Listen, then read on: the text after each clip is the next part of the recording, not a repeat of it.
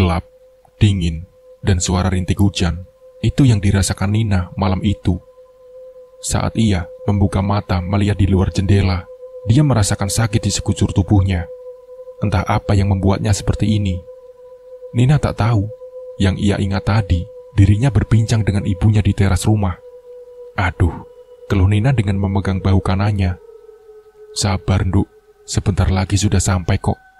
Sahut suara lelaki yang saat ia toleh adalah Pak Teguh, bapak Nina. Pak, mau kemana sih ini? Aku kenapa, Pak? Kok badanku sakit semua? Berondong Nina dengan pertanyaan yang tidak dijawab oleh Pak Teguh.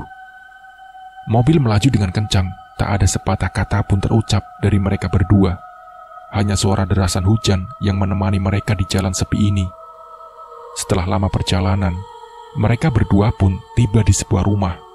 Tak layak disebut rumah, karena di sana hanya terlihat seperti gubuk tua.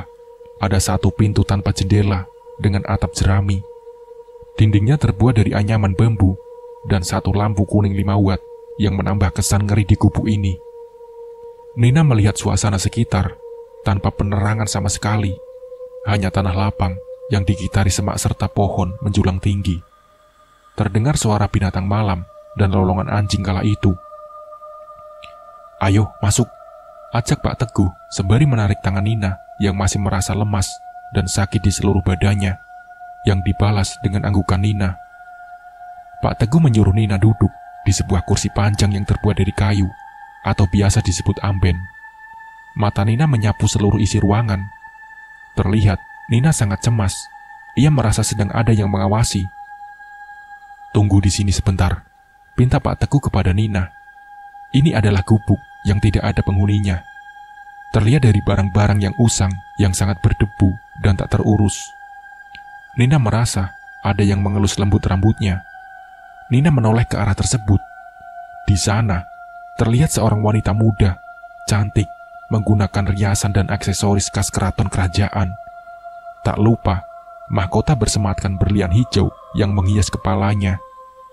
Wanita itu tersenyum padanya dengan lembut, membuat Nina membalas senyum wanita itu. Pergi kamu iblis terkutuk, suara keras Baragil yang menggelegar membuat Nina tersentak kaget. Terlihat, lelaki tua memakai pakaian hitam dengan ikat kepala bermotif batik, berambut panjang dan berjenggot putih, memegang tongkat berkepala ular. Di belakangnya ada bapak Nina, Pak Teguh. Orang tua, kamu jangan ikut campur. Anak ini sekarang sudah menjadi sepenuhnya milikku. Sahut wanita tersebut. Tapi kali ini suaranya menjadi parau dan berat. Nina mengarahkan pandangannya ke arah suara wanita tadi. Betapa kagetnya Nina melihat wanita itu yang tadinya cantik bak ratu. Sekarang yang ia lihat hanya sesosok bayangan tipis menyerupai nenek tua. Mata Nina seolah tak mau lepas dari pandangan tersebut. Wajah wanita itu yang sangat menyeramkan. Keriput di wajahnya berwarna merah menyala seolah terbakar. Mulutnya mengangah lebar.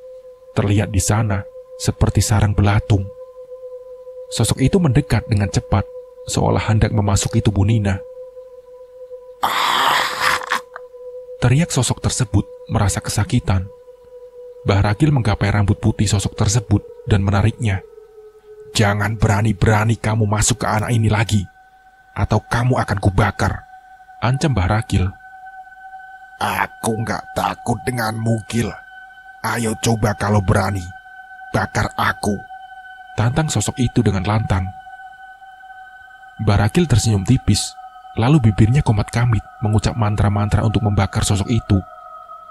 Sosok tersebut hanya mentertawakan Baragil, seolah itu adalah hiburan yang menggelitik untuknya. Panas, panas Pak, panas, gak kuat aku Pak. Nina menjerit, berteriak, dan menangis.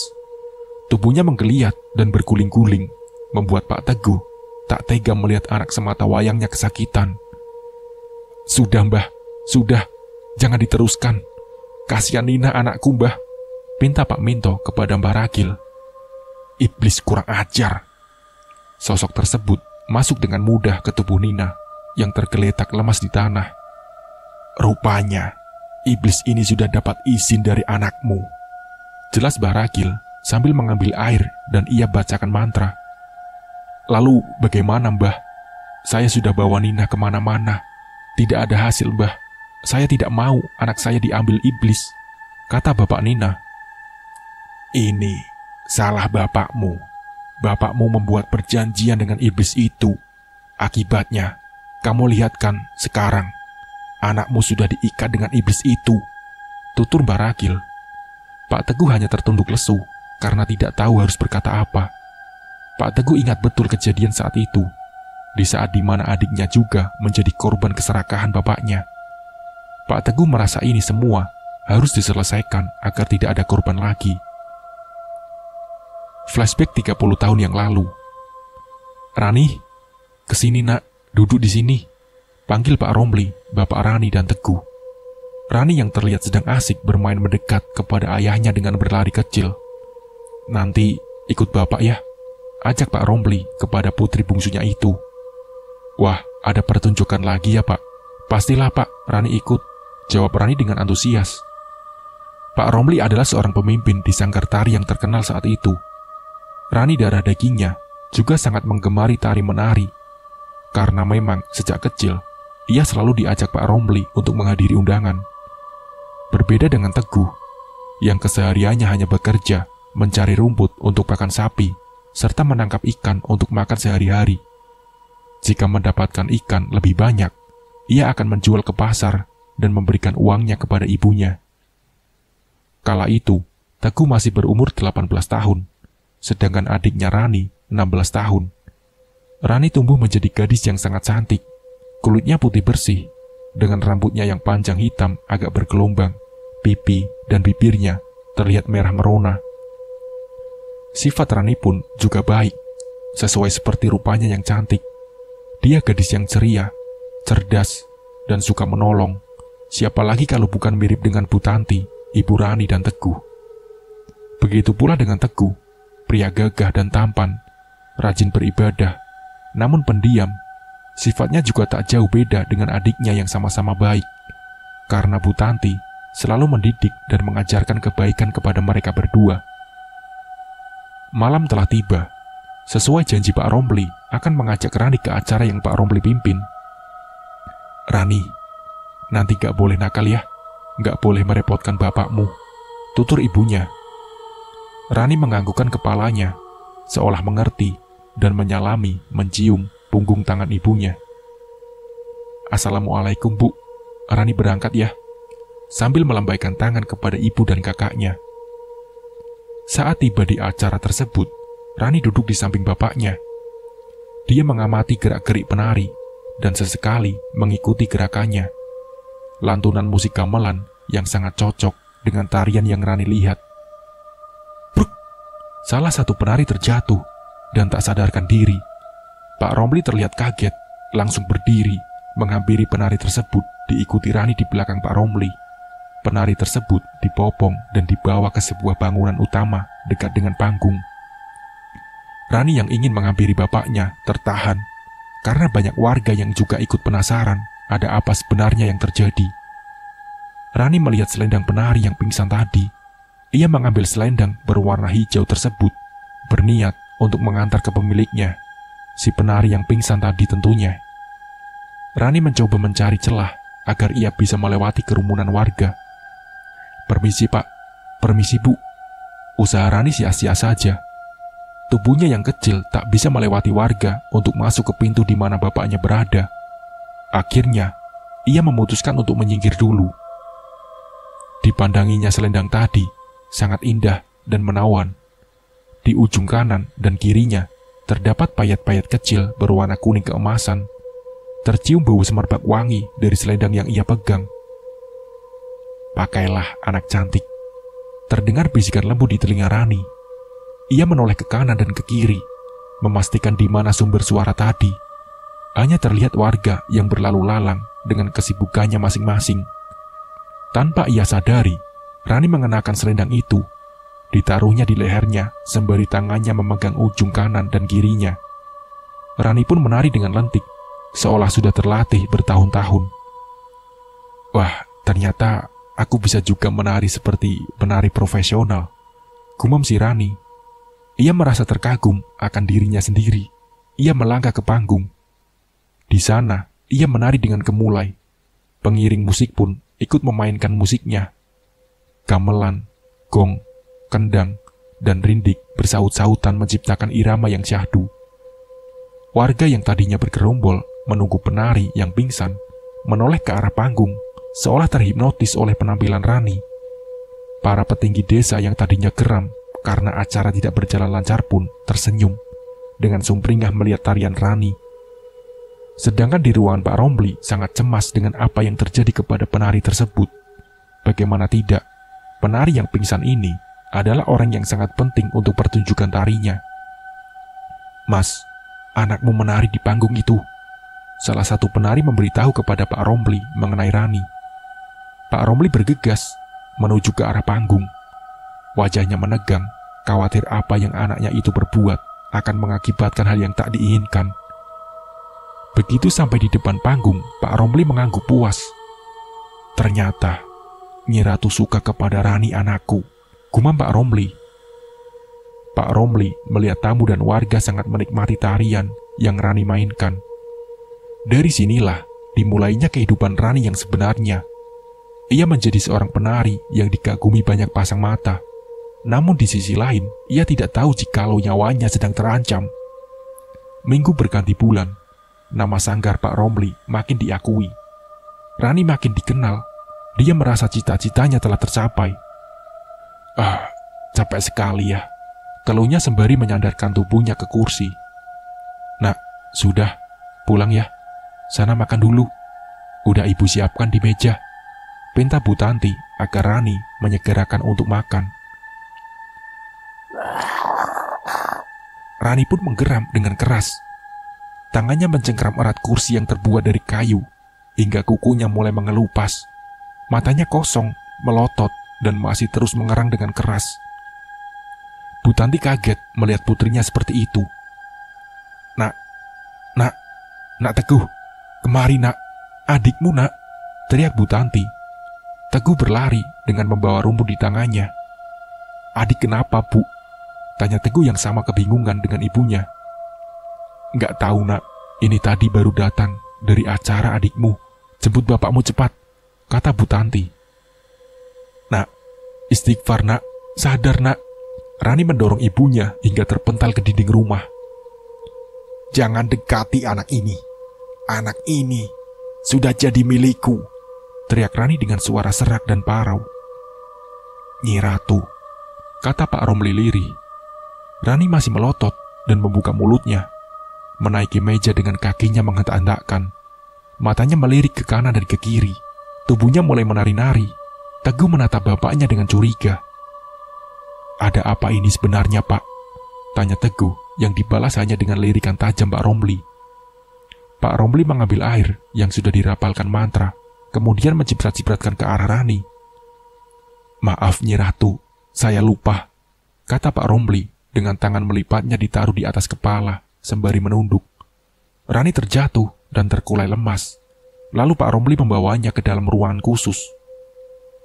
"Bu, aku takut Rani kenapa-napa, Bu.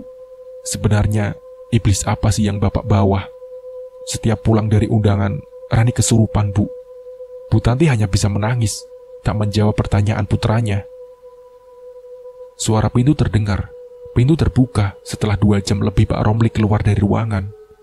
Wajahnya mulai menegang, rahangnya dikuatkan hingga berbunyi kriat-kriat dari giginya. "Lupakan apa yang kalian lihat. Jika tidak, mau hidupmu dalam kesulitan," gumam Pak Romli. "Sudah Pak, mending berhenti sampai sini saja. Jangan dilanjutkan. Kalau nggak mau Rani jadi korban." Plak! Tangan Pak Romli melayang ke arah kepala Teguh. "Anak kecil tahu apa kamu?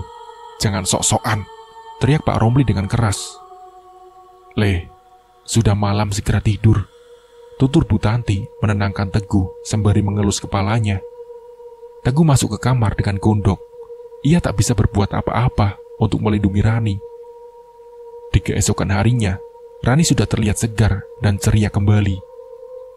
Ia membantu ibunya memasak di dapur. "Ran, gimana? Kamu sudah enakan?" Seloroh Teguh yang tiba-tiba datang. Rani menoleh ke kakaknya, lalu ke ibunya. Ya udah biasa kan mas, setiap selesai menari, badanku capek semua. Jawab Rani sekenanya. Ia sesekali tak mengingat kejadian di mana dia kesurupan. Bu Tanti nampak gelisah dan memberi kode ke Teguh agar berhenti membahas kejadian semalam dengan menggeleng kepala dan telunjuk tepat di depan bibirnya. Ran, aku lihat-lihat kamu sekarang gak pernah sholat sih, protes Teguh kepada adiknya. Entahlah, aku malas mas. Tiap aku ambil wudhu, kulitku jadi panas. Kalau aku paksa sholat, makin jadi panasnya, jelas Rani. Sholat gak sholat, bukan urusanmu. Urus saja dirimu sendiri, sela Pak Romli yang tak tahu sejak kapan datang. Teguh malas berdebat dengan bapaknya. Akhirnya, ia pamit menyalami ibunya dan pergi untuk mencari ikan. Dan perjalanan Teguh masih memikirkan adiknya itu. Ia punya firasat buruk yang akan menimpa adiknya. Beberapa bulan kemudian, tempat apa ini pak? Kata Teguh. Di sana terdapat sebuah pendopo. Meskipun masih siang hari, di sana terasa gelap. Entah karena pohon-pohon yang menghalangi sinar matahari masuk, ataukah memang di sini sarangnya kegelapan.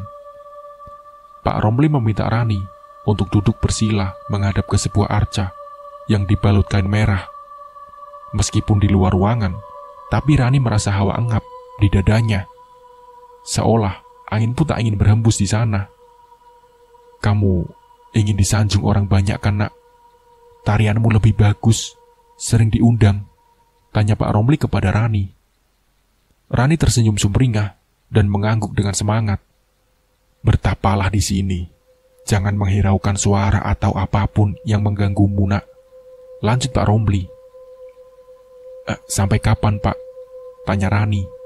Sampai aku datang, kata Pak Romli. Dengan membaca mantra yang bapaknya berikan tadi, ia mencoba berkonsentrasi. Mulai terdengar suara memanggil namanya berkali-kali, suara berlari-lari di sekitar pendopo, dan suara-suara tawa yang sama sekali tidak Rani pedulikan. Sampai ada hantaman keras di sisi kanan Rani. Ia hampir lupa akan membuka matanya karena kaget. Tapi ia urungkan. Ia ingat pesan bapaknya. Saat bertapa, Rani melihat sebuah cuplikan dalam matanya yang tertutup. Ia melihat seorang wanita muda, sangat cantik, menggunakan riasan dan aksesoris khas keraton kerajaan. Tak lupa mahkota emas bersematkan berlian hijau yang menghias kepalanya. Kamu mau aku menjagamu? Akan kujaga kamu dari orang yang jahat, tutur si wanita cantik itu dengan senyum lembut di bibirnya. Tak perlu waktu lama, Rani langsung menganggukkan kepalanya, tanda ia setuju. Baiklah, mulai sekarang, aku adalah milikmu, dan sebaliknya, aku akan selalu membantumu dan mempermudah jalanmu, anakku. Lanjut si wanita itu. Kamu siapa? Tanya Rani. Aku adalah dirimu, jawabnya. Rani merasa tubuhnya berat, dingin, dan kaku tak bisa digerakkan. Rani mencoba menggerakkan jari-jarinya juga tak bisa. Duk. Rani mengenal suara tersebut. Iya, itu bapaknya. Rani hendak ingin mengakhiri pertapaannya, membuka mata dan mencari di mana bapaknya. Kosong, sepi, tiada siapapun di sana. Hanya gelapnya hutan, ia di pendopo seorang diri. Tidak, dia tidak sendirian. Ada makhluk lain di sana. Terlihat seperti kuda, tapi bukan kuda biasa. Kepala kuda tersebut adalah kepala manusia, yang telinganya saja menjulur panjang seperti kuda. Sebelum siluman itu menghantam wajah Rani dengan keras, siluman itu tidak sendiri. Di belakangnya, banyak makhluk mengerikan seperti sosok kuda tadi. Suara kaki kuda terdengar, memecah keheningan malam. Rani pun berlari dengan cepat, berusaha menghindari siluman-siluman tersebut. Kakinya berkali-kali menginjak ranting-ranting kering pepohonan. Keringat mengucur deras, nafasnya terengah-engah, tak ia hiraukan. Dalam pikirannya, bagaimana caranya lari dari pasukan siluman kuda ini. Brak! Rani pun terjatuh, tersungkur ke tanah dengan darah segar mengalir di hidungnya. Mau apa kalian? Hanya suara ringkikan dari pasukan ini. Berani sekali kamu makhluk rendahan, ancam wanita tadi. Dalam sekali libas dengan selendangnya, pasukan siluman kuda tersebut tersungkur ke tanah. Kemudian ada yang menghilang, ada juga yang lari terbirit-birit. Kamu lihat, aku bisa mengalahkan mereka dengan mudah bukan? Kata wanita itu. Rani terkagum melihat kehebatan wanita cantik itu. Bapak, Bapak, panggil Rani. Belum sempat Rani berbicara. Bertapamu belum sempurna, tapi kamu sudah membuka mata. Itulah resikonya jika kamu bodoh, potong wanita tersebut. Aku tidak bodoh. Tadi aku mendengar suara bapakku. Dia bilang tapakku selesai jika bapakku datang. Protes Rani geram. Ia tak terima dihina. Nak, ngapain kamu di situ? Teriak Pak Romli dari kejauhan. Bapak kan sudah bilang, jangan. Lanjut Pak Romli. Ya, iya Pak. Aku sudah tahu, aku salah. Tapi jangan menghina aku. Aku tidak bodoh Pak. Jawab Rani kesal. Pak Romli hanya menggaruk kepala, bingung kenapa malah Rani yang marah. Seharusnya dialah yang marah. Sudah, ayo pulang. Ceritanya di rumah saja, kata Pak Romli. Setahun sudah, sejak Rani bertapa saat itu, sanggar tari Pak Romli makin sering dapat undangan. Biasanya yang sebulan hanya 2-3 kali. Kali ini bisa sampai 8-10 kali. Harganya pun mulai dipatok tinggi. Tak hanya di kotanya saja, luar kota pun sudah mendengar kehebatan pertunjukan sanggar Pak Romli. Pak Romli pun sering kedatangan tamu penting dari luar kota, hanya untuk bertemu sang penari legenda yang terkenal saat itu. Ada yang mencoba melamar, ada yang hanya ingin sekedar menjalin kerjasama. Dok, alhamdulillah ya, kamu sekarang menjadi penari hebat, kata Bu Tanti sembari membelai pipi putrinya itu. Tapi Dok, kalau capek bilang bapakmu ya, kesehatanmu lebih penting, lanjut Bu Tanti. Aku nggak capek Bu, aku malah senang kok. Ini kan cita-citaku. Ekonomi kita juga mulai membaik Bu, jawab Rani ketus. Ya sudah, sekarang sholat dulu nak, sebelum tidur, pinta Bu Tanti. Keluar, jangan dekat-dekat anak ini. Kalau mau sholat, ya sholat saja sendiri, bentak Rani dengan suara menggeram, sembari menarik tangan Bu Tanti agar keluar kamar. Bu Tanti menangis karena putrinya telah berubah. Lebih tepatnya, ia bukanlah putrinya, ia orang lain. Putrinya yang dulu telah tiada. Tangisan Bu Tanti terdengar oleh Teguh. Bu, kenapa menangis? Apa Rani kurang ajar lagi? Tanya Teguh. Teguh juga merasa adiknya telah berubah. Nggak bisa dibiarkan. Teguh pun geram, lalu menuju kamar Rani, tapi ditahan oleh ibunya. Ibunya menggelengkan kepala, tapi Teguh tetap menggedor pintu kamar Rani. Keluar kamu, keluar! Anak durhaka kamu, Ran, teriak Teguh. Rani tak menghiraukan, namun Teguh tetap menggebrak-gebrak pintu, tak terima ibunya diperlakukan buruk oleh adiknya. Prak! Teguh berhasil mendobrak pintu kamar Rani. Kosong, tak ada siapapun di sana, hanya terdengar suara cekikikan. Anak masih bau kencur, mau melawan aku. Kesini nak, ejek Rani dengan suara parau dan seraknya. Bu Tanti dan Teguh tercengang kaget melihat Rani yang menempel di tembok seperti cicak. Rani di sana dengan posisi merangkak, lalu merambat-rambat ke atap dengan sangat cepat. Jangan ikut campur, jika tidak mau adikmu mati. Iblis jahanam kamu, keluar! Kamu tidak pantas di dunia, harusnya tempatmu di neraka, bentak Teguh. Rani yang kesurupan tertawa dan mulai turun hendak mencekik leher Teguh dan ibunya. Sudah berhenti. Maafkan anak dan istriku tidak tahu, ucap Pak Romli sembari menjambak rambut Teguh, dan Bu Tanti menyeretnya keluar. Pak Romli menutup pintu kamar Rani dan menatap Bu Tanti, lalu Teguh secara bergantian. Tugasmu memasak dan mengurus rumah, lalu tugasmu ambil rumput untuk ternak. Selebihnya, apalagi urusan Rani, jangan ikut campur. Aku tidak mau rencanaku hancur gara-gara kalian. Jelas Pak Romli. Tapi aku khawatir dengan Rani, Pak, jawab Bu Tanti dengan terbata-bata karena isak tangisnya yang tak bisa ditahan. Rani aman jika kamu dan anakmu ini tidak menyentuh Rani, kata Pak Romli. Malam itu, Teguh tak bisa tidur. Ia masih memikirkan adiknya. Ia harus segera mengeluarkan Rani dari jeratan iblis itu. Sampai Teguh teringat kakeknya. Assalamualaikum, Mbah. Pagi ini, Teguh ke rumah kakeknya untuk meminta tolong. Waalaikumsalam, sahut Mbah Ragil. Loh, Teguh. Nak, ada apa jauh-jauh ke sini? Kamu dengan siapa? Ibumu kenapa? Berundung Mbah Ragil dengan pertanyaan yang hanya Teguh jawab. Mbah, tolong adikku Rani, kata Teguh. Mbah Ragil mengernyitkan dahi, menarik nafas panjang, lalu menghembuskan pelan. Coba, aku terawang di sini, ucap Mbah Ragil sembari menutup matanya. Duduk bersila dengan tangannya di atas paha. Mbah Ragil hanya menggelengkan kepalanya, lalu membuka matanya.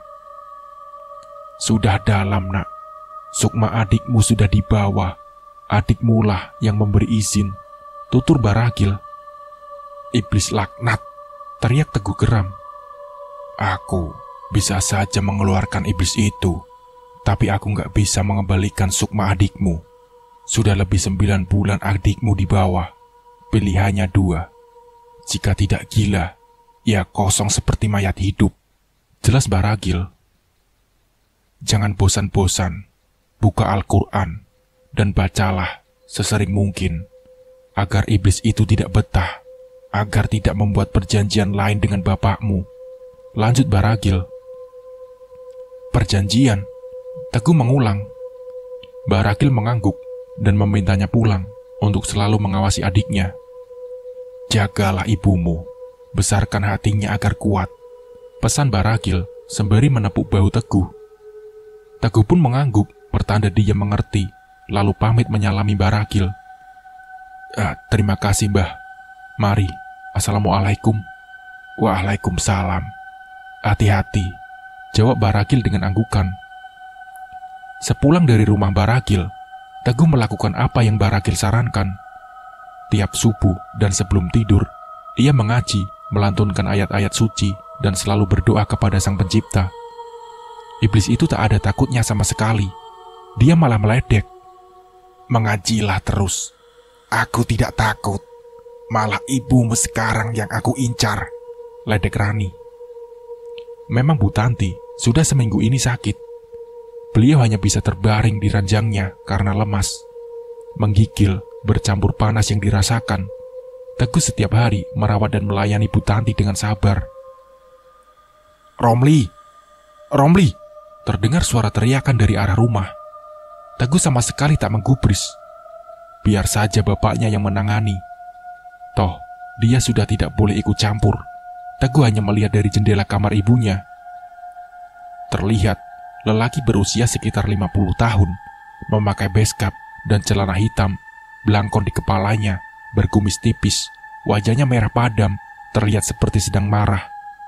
Dilihat dari cara berpakaian itu, menandakan dia orang berada atau seorang petinggi di kota. Keluar kau Romli, keluar! Ancam lelaki itu sembari mengeluarkan golok yang terselip di pinggang belakang. Tak lama, Pak Romli keluar dengan tenang. Iya Pak, ada apa? Silakan masuk, kata Pak Romli. Bukan itu maksud kedatanganku ke sini. Aku ingin kau dan anakmu bertanggung jawab, tegas lelaki tersebut. Bertanggung jawab? Bertanggung jawab seperti apa? Apa aku harus ikut menguburkan anakmu itu? Jawab Pak Romli. Kurang ajar. Aku gak sudi tanganmu menyentuh anakku. Nyawa harus dibayar dengan nyawa, ancam lelaki itu. Teguh mulai penasaran ada apa. Apa maksudnya nyawa dibayar dengan nyawa? apa adik dan bapaknya sudah membunuh seseorang? Pikir Teguh penasaran. Teguh pun keluar dari kamar ibunya yang masih terkulai lemas di ranjang. Terlihat Rani sedang tersenyum sinis. "Jika menyukaiku, ya harus berani mati," gumamnya. "Sudah berapa nyawa yang kamu habisi melalui adikku?" bentak Teguh. Rani menoleh pelan menatap Teguh dengan tajam. Jarinya mulai menghitung. "Baru 8, mungkin sebentar lagi 9, atau bisa 10, jawab Rani sambil melirik kamar di mana ibunya tidur. "Setan, iblis laknat kau!" Teguh pun marah. Tangannya akan mencekik Rani. "Mas, ini Rani." Rani terlihat menangis. Teguh merasakan adiknya yang saat itu kembali, langsung melepaskan tangannya dari leher Rani. "Rani, adikku." Brek! Tubuh Teguh terpental jauh. Rani tertawa puas lalu keluar rumah. Habisi saja," bisik Rani kepada bapaknya. "Baik, mari kita lihat apa yang bisa saya pertanggungjawabkan di sini," tantang Pak Romli dengan sinis. Tetangga berdatangan, mengerumuni mereka berdua. "Silakan, Bapak mulai duluan," lanjut Pak Romli. Lelaki tadi menghampiri Pak Romli dan mengarahkan goloknya ke leher, kepala, ke perut. Tak ada satupun yang berhasil. Terakhir, golok tersebut melayang ke kaki Pak Romli. Golok itu pun patah, seolah telah menghantam baja. "Sudah, sekarang giliran saya," tanya Pak Romli. Celurit Pak Romli berhasil mengenai tangan kanan lelaki itu, membuat tangannya putus, mengeluarkan darah segar. Disusul teriakan lelaki itu. Sekali lagi, celurit diarahkan ke kaki kiri lelaki itu. Lagi-lagi, kaki itu patah. Darah mengucur deras dengan suara teriakan yang lebih keras. "Bunuh saja aku. Untuk apa aku hidup jika anakku satu-satunya telah tiada?" pinta lelaki itu. Rani berjalan mendekati bapaknya yang siap untuk melayangkan celuritnya tepat ke kepala lelaki itu. "Cukup, aku lebih senang melihatnya menderita daripada mati dengan mudah. Dia sudah berbuat kurang ajar kepadaku di malam itu," bisik Rani kepada bapaknya. "Kalian, singkirkan dia di hadapanku," pinta Pak Romli kepada beberapa orang di sana. Lelaki tersebut masih mengumpat, marah, dan mengadu kesakitan saat dibawa beberapa orang pergi. Setelah kejadian itu, para warga lebih takut dan menjaga jarak dengan keluarga Pak Romli. Keadaan Bu Tanti makin memburuk. Pak Romli sama sekali tak peduli akan hal itu. Yang ia pikirkan hanya harta dan harta saja. Hingga Bu Tanti mengembuskan nafas terakhirnya. Pak Romli tidak ikut menguburkan istrinya. Teguh yang muak dengan sikap ayah dan adiknya pun pergi dari rumah. Ia pergi ke tempat kakeknya, Mbak Rakil. Di sana, ia banyak belajar ilmu kebatinan dan semakin mendekatkan diri kepada Sang Pencipta. Sampai terdengar kabar di telinga Teguh kalau pertunjukan tari bapaknya akan diadakan di desa di mana ia tinggal. Malam itu, ia iseng ingin pergi melihat bagaimana penampilan adiknya. Karena memang Teguh tak pernah melihat adiknya tampil saat pertunjukan. Ditambah lagi, ia sangat rindu dengan adiknya, meskipun dia bukan benar-benar adiknya. Ia tahu Rani telah pergi. Adiknya saat ini hanya digantikan iblis yang jahat. Setidaknya melihat saja sudah cukup untuk mengobati rasa rindunya kepada Rani. Mbah Ragil dan Teguh duduk di tengah-tengah penonton. Sangat ramai, mulai dari anak-anak hingga orang tua. Mereka berbondong-bondong melihat tontonan gratis tersebut. Panggungnya yang megah berdominan warna merah. Anggota pemain alat musik berjajar rapi di sebelah kanan. 7 penari berbaris membentuk pola, termasuk Rani yang berada di tengah Mbak Ratu dengan dayangnya. "Cantik banget ya Rani. Coba Rani mau jadi istriku," celetuk salah seorang pemuda di depan Teguh. Mereka tak tahu Rani yang dilihat adalah iblis yang sangat jahat. Pertunjukan tari dimulai. Di sana juga terlihat Pak Romli di barisan para petinggi dan orang penting. Mereka terlihat bahagia menikmati tarian yang Rani suguhkan. rambutnya melambai ke sana kemari, tangannya yang lentik memegang selendang dengan lunglai. Tak ada yang salah saat Rani berada di atas panggung. Seusai pertunjukan tari, banyak laki-laki yang mengerumuni Rani, sekedar ingin berkenalan dan menjabat tangan. Tak ada yang Rani hiraukan, sampai seorang lelaki gagah dan tampan menyapa Rani. "Dek Rani," kata lelaki itu. Rani melihat ke arah pemuda yang memanggilnya. Mereka berdua saling bertatapan. Pemuda tersebut mengenalkan dirinya. "Namaku Mahesa," sembari menjabat tangan dengan Rani. Rani tersenyum, lalu pergi meninggalkan Mahesa. Mahesa mulai tertarik dan sering mengunjungi Rani di rumahnya. Sering pula datang di setiap pertunjukan tari di mana Rani diundang. "Dek Rani, bisa bicara?" Rani mengangguk dan duduk di sebelah Mahesa. "Dek Rani, kamu tahu kan siapa aku? Aku ingin menikahimu. Kamu tak perlu repot-repot bekerja menari dari panggung satu ke panggung yang lain. Aku akan memberi apapun yang kamu minta," rayu Mahesa. Mahesa adalah anak dari keluarga kaya raya. Ayahnya adalah satu-satunya orang yang mempunyai perkebunan kopi terbesar di daerah tersebut. Jadi tidak mustahil bagi Mahesa jika untuk mengabulkan apapun yang Rani minta. "Baiklah, aku mau menikah denganmu, tapi tentunya dengan syarat," ucap Rani. "Apapun syaratnya, aku pasti bisa mengabulkannya," jawab Mahesa dengan yakin. "Aku menginginkan pusaka yang ada di ruang ayahmu," pinta Rani. "Apa? Pusaka?" jawab Mahesa. Rani mengangguk dan melanjutkan. "Pusaka itu dibungkus dengan kain berwarna hitam, berada di sebuah kotak kayu yang berukir. Aku beri kamu waktu sampai besok. Jika esok kamu tidak bisa membawa pusaka tersebut," kata Rani. Belum Rani selesai berbicara, pemuda itu menjawab, "Beres, aku akan memberikan pusaka itu kepadamu," potong Mahesa. Mahesa tak tahu pusaka apa yang diminta Rani, dan kenapa Rani menginginkan pusaka tersebut. Yang ia pikirkan bagaimana caranya agar ia dapat mengambil pusaka tersebut, dan Rani mau menikah dengannya. "Lelaki bodoh," ucap Pak Romli yang mendengar percakapan Rani dengan Mahesa. Rani menyuruh Mahesa segera pulang dan melaksanakan perintahnya, dan dibalas anggukan oleh Mahesa. Di rumahnya, Mahesa mulai mencari cara agar ia bisa masuk ke ruangan khusus ayahnya. Karena di sana, pintu selalu terkunci. Tidak ada yang pernah berani masuk apalagi tanpa seizin ayahnya. "Siapkan semua yang akan dibawa.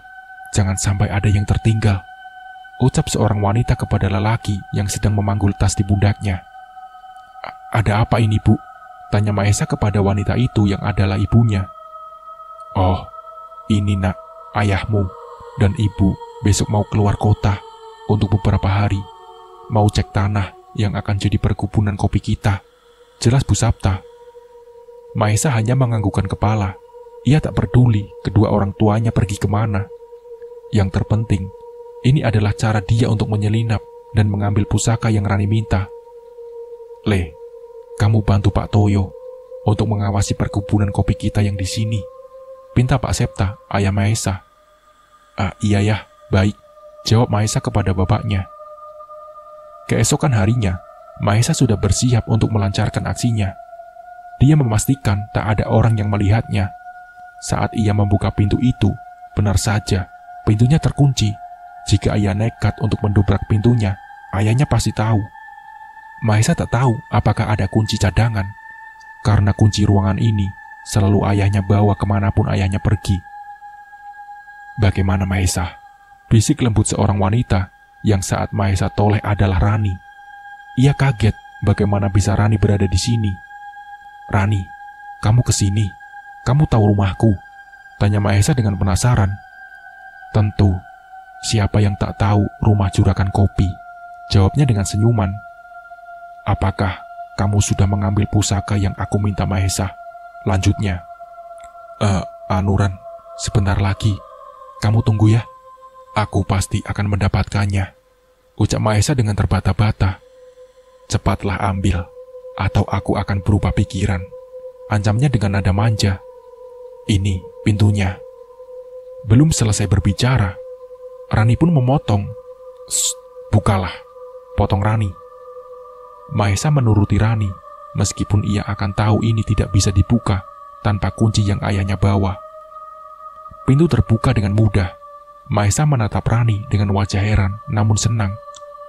Rani menganggukkan kepala, pertanda Mahesa harus melakukan rencananya. Ayo, masuk Rani, ajak Mahesa yang hanya dijawab dengan gelengan kepala Rani. Baiklah, kamu tunggu di sini ya, pinta Mahesa. Iya, semoga berhasil, jawab Rani sembari mengelus pipi Mahesa. Dalam ruangan ini terdapat beberapa lemari kuno. 2 lemari berukuran besar, sedangkan 3 lainnya berukuran sedang. Semua lemari berwarna coklat gelap dengan kaca, terbuat dari kayu berukir di sisi kanan kirinya, sedangkan di dinding banyak lukisan. Mahesa mulai mencari kotak yang Rani maksud. Mulai dari lemari paling depan, terdapat banyak keris dan pusaka lainnya. Begitu pula lemari kedua hingga sampai lemari terakhir. Ia membuka pintu dan ternyata terkunci. Mahesa keluar untuk meminta tolong kepada Rani. Mungkin saja keajaiban seperti tadi terulang kembali. Ia menemukan Rani masih di posisi terakhir Mahesa memasuki ruang. Kenapa? Dikunci. Mahesa mengangguk dan tersipu malu. Sudah, bukalah. Aku akan menunggu di rumah, jelas Rani. Iya, sebentar. Setelah aku mengambil pusaka itu, aku akan mengantarmu pulang, jawab Mahesa. Ia mencoba membuka pintu lemari yang tadi dikunci. Dan benar saja, pintunya bisa dibuka dengan mudah. Tangan Mahesa sibuk mencari dan membuka beberapa kain, mencari kotak yang dimaksud Rani. Sampai mata Mahesa tertuju pada kain berwarna hitam di pojok atas. Perlahan, Mahesa membuka. Dan benar saja, kotak itu berwarna gelap dan ada ukiran di sekelilingnya. Perlahan Mahesa membuka kotak tersebut untuk memastikan benarkah di dalam sini ada pusaka yang Rani inginkan itu. Hawa ruangan pun berubah menjadi dingin. Angin berhembus kencang entah dari mana. Karena ruangan tersebut memiliki jendela kaca namun tertutup. Seketika, kepala Mahesa menjadi berat. Matanya terasa gelap. Kotak tersebut bergetar di tangan Mahesa. Ia takut, lalu segera menutup kotak tersebut. Ia berencana untuk keluar dan mengambil Rani yang menunggunya di depan pintu ruangan ini. Mata Mahesa mencari-cari di mana Rani berada. Pintu tertutup. Mahesa kaget dan berniat membuka pintu itu. Terkunci. Iya, pintunya terkunci dengan sendirinya. Mahesa tak terlalu memikirkan hal itu. Dengan semangat, ia pergi ke rumah Rani. Permisi. Tak lama, Pak Romli membuka pintu. Ayo, masuk. Rani sudah menunggu tuh. Ajak Pak Romli seakan tahu kedatangan Mahesa saat itu. Dok Rani, panggil Pak Romli sembari duduk di samping kiri Mahesa. Rani keluar mengenakan pakaian berwarna merah, membuat Mahesa makin terkagum melihatnya. Terima kasih Mas, ucap Rani menyusul duduk di depan Mahesa. Jadi, Mas Mahesa sudah mendapatkan pusaka itu. Mana? Tanya Rani. Iya Ran, ini.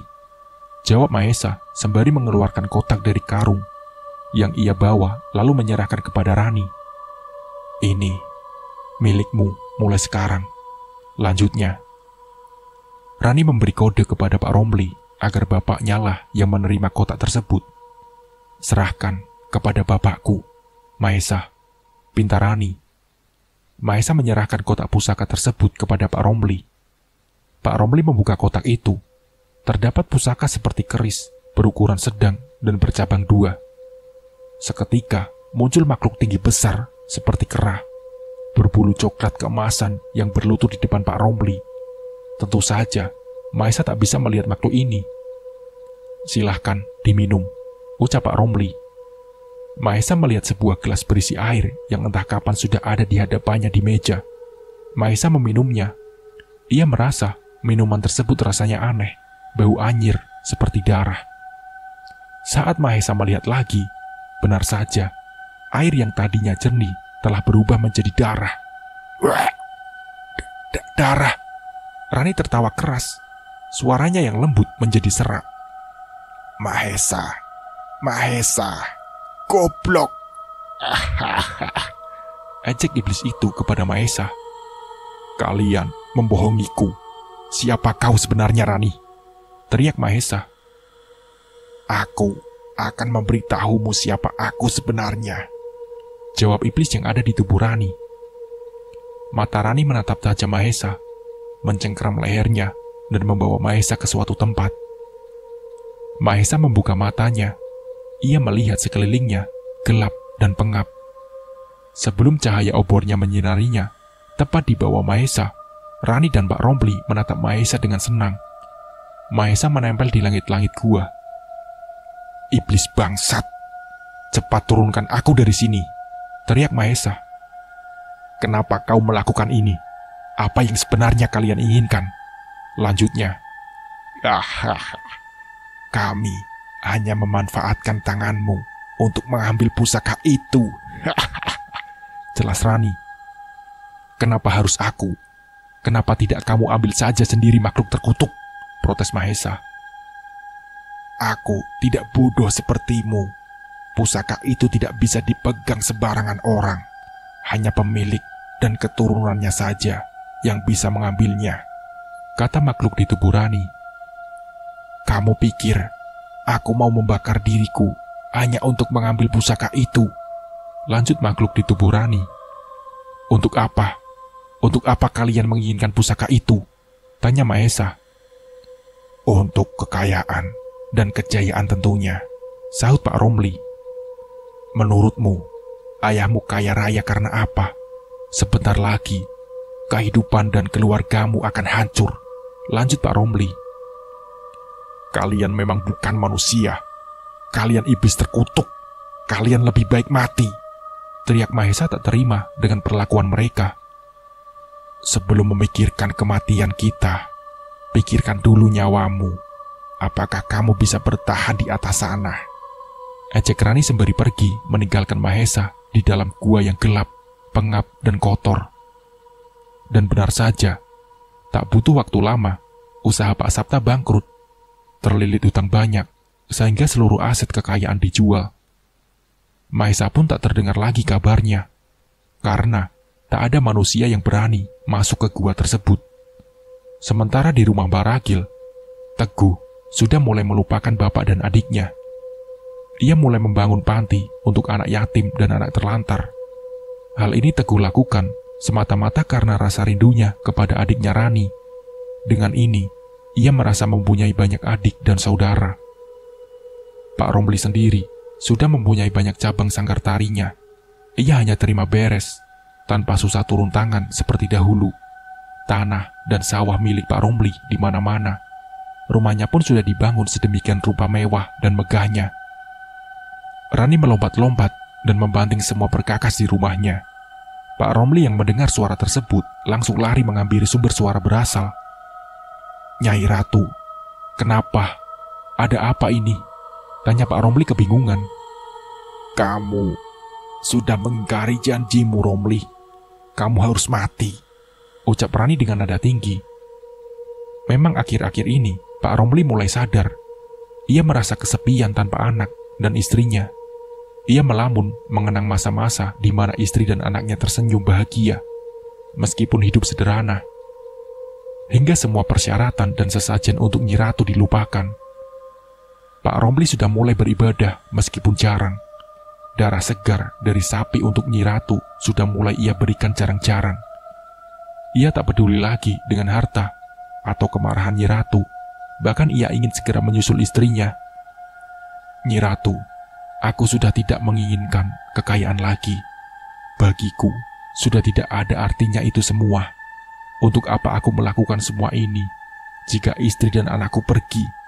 Semua orang yang sudah kubuat hancur dan mati, untuk apa? Jelas Pak Rompli dengan tegas. Aku sadar, ini semua karenamu, karena rayuanmu, dan karena bersekutu denganmu lah aku menjadi seperti saat ini. Lanjut Pak Rompli. Manusia tidak tahu terima kasih. Tidak tahu diri kau, Rompli, tandas Nyi Ratu. Iya, iblis yang selama ini ada dalam tubuh Rani adalah Nyi Ratu. Pak Romli mendapatkannya dari sebuah gunung saat ia bertapa dahulu. Brak! Nyi Ratu melempar tubuh Pak Romli hingga hidung Pak Romli mengeluarkan darah. Nyi Ratu terus-menerus menyerang Pak Romli tanpa ampun. Saat ini, ia mencekik leher Pak Romli dan mengangkatnya setinggi 5 meter. Nyi Ratu melayang sembari tertawa dengan keras. Seolah belum puas, ia menghantamkan badan Pak Romli ke pohon. Berhenti, berhenti kamu iblis! Teriak Teguh dari jauh. Nyi Ratu melempar Pak Romli ke arah Teguh. Teguh berlari menghampiri bapaknya.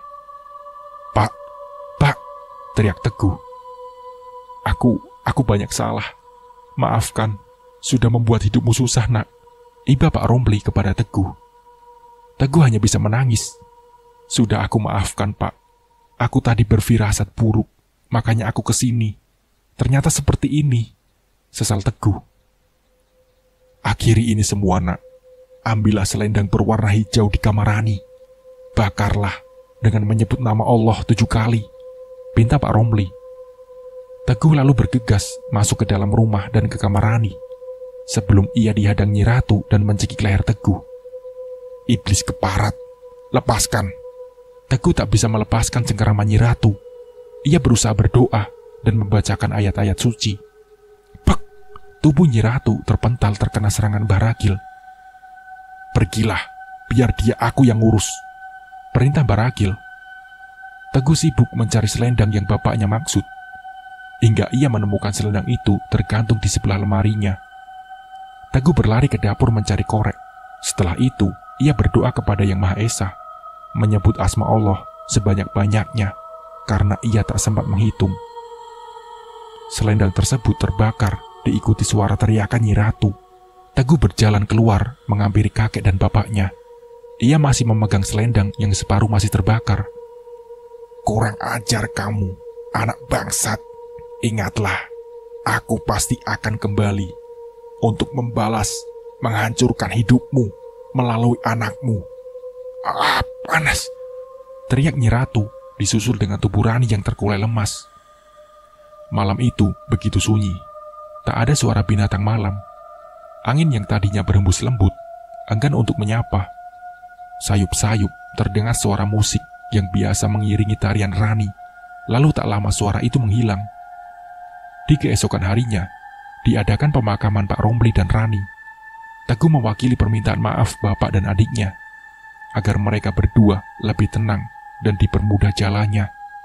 Mbah Ragil dan Teguh kembali ke rumah dan sudah ikhlas. Tapi mereka salah, perjanjian itu belum berakhir. Perjalanan Nyi Ratu untuk mengobrak-abrik kehidupan keluarga Teguh belum selesai hingga kini. Nah, seperti itulah ceritanya. Semoga dari cerita ini kita bisa mengambil hikmah dan pembelajarannya. Mungkin cukup sekian dari saya. Wassalamualaikum warahmatullahi wabarakatuh.